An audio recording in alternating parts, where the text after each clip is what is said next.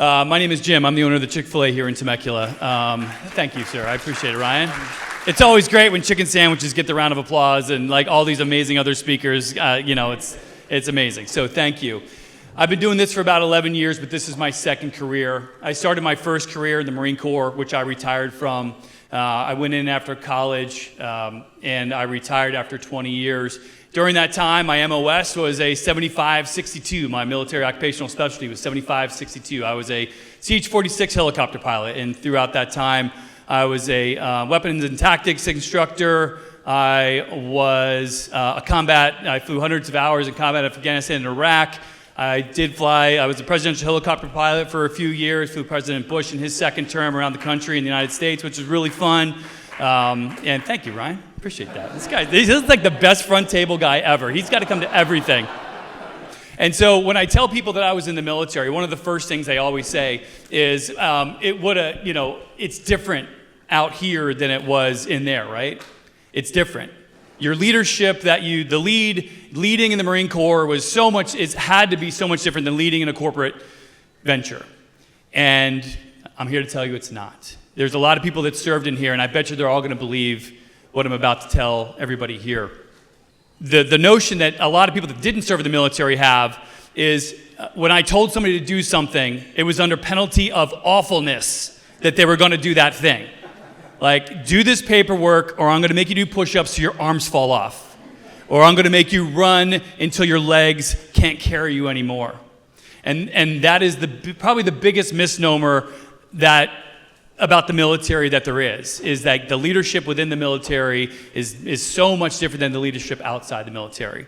Because at the end of the day, we're not robots in the military. We're human beings. We're a cross-section of the United States population. So they're men and women, our children, our brothers, our cousins, our parents. They're all the same, whether you're inside or outside.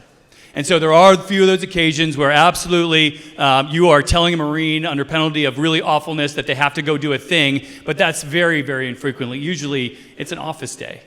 And so if you're having a Marine mop the floor and it's under penalty of push-ups, what do you think is going to happen when you turn around and you're not watching that Marine? That's not leadership in the Marine Corps or any of the services. It's certainly not leadership outside the services. So I left the Marine Corps as commanding officer of the Air Station in Camp Pendleton. I retired. I picked up this Chick-fil-A franchise. And when I got to the franchise, what I encountered was the challenges of leading outside. I couldn't figure out what I was missing something. I had a team, and I was leading this restaurant, and we had this explosive growth within Chick-fil-A, and I didn't have the team I wanted to have.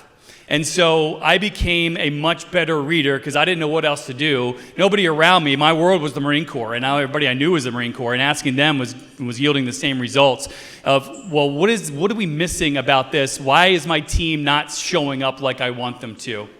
And so I started reading. And one of the books that I read, and I kind of gave you all the answers on my right here, and you got a paper in front of you that's going to explain all of this. But if you have ever heard of a guy called Tony Hsieh, Tony Hsieh ran Zappos. And if you've ever heard of Zappos, they were a shoe company, but their hospitality and customer service kind of set the bar for customer service back in the 90s. It was the Ritz-Carlton in a shoe store that you called, and they were just absolutely incredible. He wrote a book called Delivering Happiness. If you've never read it, it's a phenomenal book. And I read a lot. I talked to a lot of leaders. I went back to college. I actually went and got my master's degree in executive leadership down at USD full time because I just really had to figure this out, because there was something that the Marine Corps didn't teach me, that they showed me, but they didn't teach me. And I didn't know how to articulate that to my staff. And so when I read Tony's book, I had read these thoughts several times, but I think he articulated it incredibly well. And the whole purpose of this, me being up here today, that I would challenge you, that after I explain these 4 things, I want you to think about any job that you've ever had, whether you're a CEO now, whether you worked at McDonald's when you were growing up. Probably not at Chick-fil-A because we didn't have them out here. If you love that job, all 4 of these things are going to be true. But more than likely, we've all had jobs that we didn't like, that we know we didn't like, and that we left because we didn't like it. I will bet you that 1 or more of those things in this list you did not have at that place. So Tony Hsieh wrote these 4 things, so I stole them because I think they're just They're the absolute truth. And if you apply them to your business, you will see great results like we have at our place. And so here's what I promise my team. This is how I don't promise my team anything else. This is what I promise them.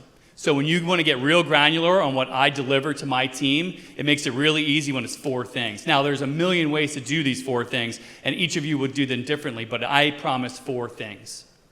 And the first is perceived growth. So if you can tell your employees, if you can show them a roadmap that says from here, in order to move forward, all you have to do are these things to get there. As a human being, that's what we want to see. We want to see a roadmap. We want to know, we want to perceive that if we choose to, we can grow in this company. That's number 1. And number 2 goes along, they're partners. Number 2 is perceived growth. It's movement over time. So, if I show you a roadmap and I say, you're brand new here, you're just getting started, and in order to move forward, here's the things you have to do. Now, if I tell you in order to move 1 step forward in this business, you have to run a marathon and get an MBA in 6 months, you're going to go, that's not possible. I do not have a perception that I can do that to move forward in this business. So I see your roadmap. Thanks. Great. I got a roadmap. I see how to get there, but I can't do it. It's impossible. You've made it too hard. And so those 2 have to go together. So when you design this roadmap to move forward in your company, where there's always a next step for more responsibility, more pay, but all the things that you can provide your employees, you have to also show them how to do it. They have to be SMART goals, if you've ever heard of a SMART goal. They have to be realistic, is probably the biggest one. They have to be achievable. They have to be timely. So all of those things are true. So those 2 are your first 2. So perceived control, perceived progress. And now, that is the systems. I'm a systems guy. As a pilot in the Marine Corps, I lived on checklists and systems and things that kept me alive while flying that helicopter. And so I'm a systems guy. These first 2 are right in my wheelhouse. But the next 2 are kind of your more squishy ones, right? Connectedness and community. And this is why you put an amazing leadership team around you, because they're going to be the ones that they're going to be the ones that champion this cause. So, is your place of work a place where people come and they clock in, they clock out? And honestly, as soon as they leave, they don't care. Certainly, we've all had those employees, but you can mitigate that quite a bit by developing a community, a connectedness, a well-being, a thought of well-being. And who does that for you? It's your leaders. It's that leadership tier that directly has contact with your staff. They are the agents of their success. They are not the gatekeepers. And we've all had bosses in our lives that are gatekeepers. I'm the boss. I'm the boss. And you're not. So do this thing, right? That's that thought in the Marine Corps of do the push-ups so your arms fall off. That's a gatekeeper. But agents of success are different. Agents of success are the ones that are, I'm trying to train you to do my job, because if you do my job, I can move up to that next thing, because guess what? I perceive that I have a roadmap, and I can see that roadmap to move forward. So I am happy to train you on what I do. That is community connectedness. Do you do events? Do you have days at the park? We just had our Friendsgiving at the store. We rented out a movie theater. We all went in our pajamas on a Sunday, and we watched Elf. Do you do that in your company? Can you afford it? If you can't, go to a park. They're free. There's a lot of great ones in this city. Thank you, Mayor, for that, and council. There's a lot of great ones in this city. So it doesn't cost a lot of money to create community, but it matters, because nobody just wants to go to work and punch in and punch out. I can tell you, nobody loves making chicken and waffle fries. It's hard. It's fast. It's a ton of work. That's not why my people come to work. They come to this place because there's a sense of community, because we care, because we show them we care as well. All right. And then the last one.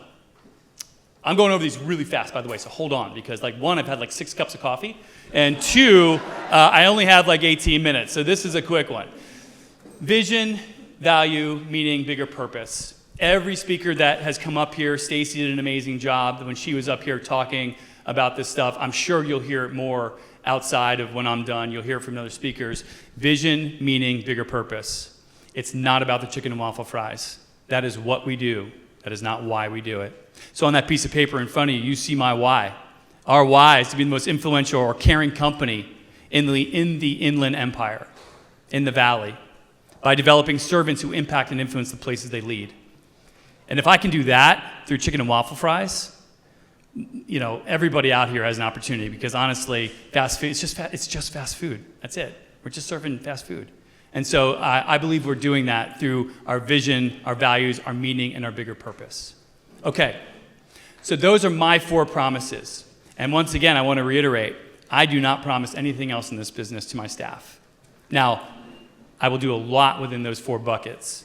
But if I can dial in, when people come to me and say something that's outside, hey man, that's not my promise to you. I think if I do these things right, you're going to be happy. So let's figure out why you're not happy and which one I'm not doing. And I tell every single one of my employees, every time I talk to them, every time I do a culture class, every time I stand up in front of them like this, if I'm lying, I'm the boss. Please let me know. Come talk to me. Tell me where I'm lying. Come talk to me. And one of our values is transparency in our company. And so with honor, dignity, and respect, I have employees that will come up to me and say, Jim, I think you told me to tell me if I'm lying, and I think you're lying. And I can come back here to this board. It's back, if you've ever been in my shop, we hang this in the back of our dining room so everybody can see it, both guests and staff. And then we can go through and go, you're not happy, why? And every once in a while, we absolutely fall short of one of these. And they can call me out. Or I can come over and talk about the second part of what we're going to talk about today, which is it's okay. Here's something that I truly believe, and I've found out in all my 52 years and about 35 years of leading people, groups, and organizations.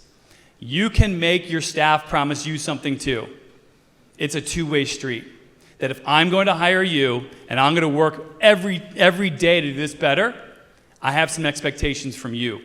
And if you can provide them, we're going to have a phenomenal partnership. And if you can't, we're not. Meaning, either if I fail, you're going to hate it here. You're not going to be able to say, I love my job. And if you're not doing these things, I'm not going to be able to say, I love having you here. And there's going to be a problem. And so that side was Tony Hsieh. And like a good Marine does, I steal everything. And I just make it my own. This came from Danny Myers, who wrote Setting the Table. If you've ever heard of Danny Myers, he's a hospitality guru. Will Guidara was his protege. So if you've ever seen the new Will Guidara is touring around, he's Unreasonable Hospitality is his book, and Danny taught him everything he knows. In his book, he talked about 100% employee, and quickly the 49% of the 100% employee is the skills. Everybody here has a different skill than what I need in my store. Like, I don't need what you need, and you don't need what I need. For that 49%. I need people that can bread chicken, move fast, clean floors, serve guests, take trays, put boxes away. That's what I need. You need something else for your staff skill-wise. But here's where I think we all have the same thing. What Danny Myers said was the other side of the 49% is the 51% characteristics, and they're right here. I believe these in my heart and soul. If you do these right, if you hire for this, you can teach anyone anything within reason. Obviously, like if you need a high-level coder, you're going to have to, that's their 49% skill. But if you don't hire this person, this 51% skill, that guy's or gal is going to suck, and you're going to fire them, or they're going to quit, one or the other. Because if you uphold these standards, they're not going to like working for you. I can tell you that. So I'm going to go through these real quick with the remainder of my time. The first 51% characteristic that we hire for, and when I say we hire for it, we have. If your kids ever come to work for me, now I'm going to give you a little secret. These are the things we're asking questions about. And there's a rubric that we have that answers negative, neutral, or positive. And we're going to figure out if you have these 5 things before we hire you. And we get it right most of the time based on those questions. And so it's a really good system. And so optimistic warmth, the genuine kindness, thoughtfulness, in a sense that your glass is half full. It doesn't mean we're Pollyanna. It doesn't mean every day is great. I can tell you it's not. If you work in hospitality, you know it's not. Holy cow. We deal with a lot of people, and they're not all nice. But if your glass is half full, that's how we live our lives. Our glass is half full, and that's important. And so the way I look at this is, here's what we don't have in our organization, and I bet you somebody in this room probably does. And if you don't, you did before, because you fired them. Is you have this guy over here who doesn't have optimistic warmth, and there's a rain cloud, and every time they walk in, it's just a rainstorm, and it's just raining on him. It's just raining on him. And it's thunder and lightning, and it's just miserable. It's just rain. And if they come and they stand next to you, now it's raining on you too. right? That's the black cloud. We talk about this all the time at work. We do not employ black clouds. We do not, because they're going to rain on everybody in your business, including you. And you got to work there too. And so we do not have black clouds in our business. So curiosity. Curiosity is a superpower. So it's not smarts, it's an unquenchable desire to learn. So hire learners. Hire people who want to know more, because if they're not curious, they probably don't even care about this much, but they do at their heart of hearts, because eventually they're going to want to do something different. Everybody gets bored, right? And so if they're not curious, they just bump along and then they quit. And then they bump along, then they quit. Curiosity. Third one is work ethic, a natural tendency to do something as well as it can possibly be done. We all understand that. We're all business leaders in here. My guess is this room is full of people with that work ethic. I know half of you in here, so I know that's the case. And then empathy, an awareness, a care for, and a connection to how others feel and how your actions make others feel. We're teaching our kids that, right? Well, do you want to work with people who don't have that? You wouldn't want it in your house. We're in our businesses, especially these small, big businesses or big, small businesses. We're there. I'm in my store. So I'm not working with a person that doesn't have this. And then finally, self-awareness, an understanding of what makes you tick, a natural inclination to be accountable for doing the right thing with honesty and integrity, self-awareness. So I would challenge you that if you've ever loved a job, these were true. And if you ever didn't like a job, at least one of those was definitely not true. And when you look at the 51% skills, who do you have in your business that fits in this bucket, and who do you have in this business that doesn't? Because here's the thing. Work should be fun most of the time. And if you're miserable at work because you have a rain cloud that's following you around, but they're so darn good at accounting, it doesn't matter. Go find an accountant that doesn't have a black cloud over their head. You'll find one. And the day you fire that person, and I'm not telling you to fire anybody, and you all know this because you've done it, the next day, everything's better. The sun is shining, the rainbow has appeared, and the unicorns are flying. It's not quite that good, but it's better. So, as I have 30 seconds left, my goal in all of this is for my employees to say, I love my job. And it's not magic, it's a system. You can systematize your way into your staff loving their job and being the ideal employer. And then if you hire the right way, at the end of the day, you create a partnership in your business to where you can make chicken and waffle fries, and when your guests come in, they feel like they are the most cared for person that has ever walked into that store. And they will ask you time and time again, where do you get these people? Well, I get these people. And then they do, right? And then I promise these. And then they do this, I do this, very symbiotic, it's a partnership. So that is all the time I have. Mike, thank you very much for the opportunity.